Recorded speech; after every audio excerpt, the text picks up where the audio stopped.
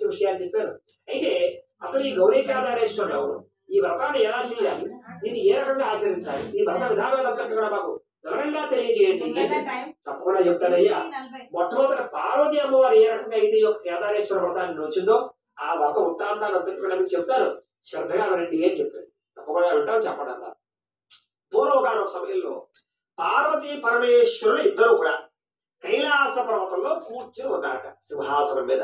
అలా కూర్చుని ఉండేటటువంటి సమయంలో ప్రదోష వేళ అంటే సాయంకాలం సమయంలో శివుడికి చాలా ఇష్టమైనటువంటిది ఏమిటి అంటే కనుక సంగీతము నృత్యము అంటే చాలా ఇష్టం. కాబట్టి అక్కడ ఉండేటటువంటి దేవీ దేవతలు ఎవరైతే ఉన్నారో నారదుడు, యక్షుడు, కిన్నరుడు, కింపురుషుడు, గంధర్వుడు, అలాగే తుమ్మురుడు, అలాగే అక్కడ ఉండేటటువంటి వాళ్ళందరూ కూడా ఇంద్రాది దేవతలందరూ కూడా చక్కగా గానము చేయడం ప్రారంభం చేశారు.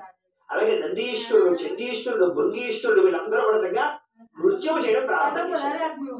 అలా చేస్తూ ఉండేటటువంటి సమయంలో అంగరంగ వైభవంగా ఆ నృత్యము సంగీతము సాగుతుంది. అందులో భృంగి మహర్షి, భృంగిరెడ్డి అనేటటువంటి ఒక ప్రత్యేకమైనటువంటి వ్యక్తి, చాలా విశేషంగా చాలా భక్తి శ్రద్ధలతోటి ఆ యొక్క ధ్యానం చేయడం. ఆ భృంగిరెడ్డి చాలా విశేషంగా నాట్యాలు చేశాడు. అందులో వికటనాట్యాలు ఎప్పుడైతే ఆ భృంగిరెడ్డి వికటనాట్యాన్ని చేశాడో అదంతా చూసిన వాళ్ళందరికీ ఆశ్చర్యం, ఆనందం కలిగింది. ముఖ్యంగా పరమేశ్వరుడు కూడా ఆ నృత్యం చూసి చాలా సంతోషించాడు. చాలా సంతోషించి ఏమయ్యా ఈ రోజు నా మనసుకి చాలా మెప్పు కలిగించావు, కాబట్టి ఏదైనా వరం కోరుకో ఇస్తాను అన్నాడు. ఎందుకంటే శివుడు బాలాశంకరుడు ఏం చేసినా మెప్పు పొందుతాడు. కాబట్టి ఆ భృంగిరెడ్డి విశేషంగా నాట్యం చేసేసరికి శివుడు వరాన్ని ఇచ్చాడు. ఇస్తే ఇప్పుడు భృంగిరెడ్డి అన్నాడు, అయ్యా నాకు నీ చుట్టూ 3 ప్రదక్షిణం చేసేటటువంటి అనుగ్రహాన్ని కలగాలి అన్నాడు.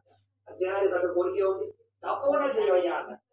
సరే ఆ సమయంలో ఏం చేశాడంటే పార్వతి అమ్మవారు మాత్రం పక్కన కూర్చోమని శివుడికి మాత్రమే చుట్టూ 3 సార్లు ప్రదక్షిణాలు చేసి నమస్కారం చేసుకుని వెళ్ళిపోయారు. సరే అందరూ కూడా ఎవరి ఇళ్ళకి వాళ్ళు వెళ్ళిపోయారు, ఎవరి లోకానికి వాళ్ళు వెళ్ళిపోయారు.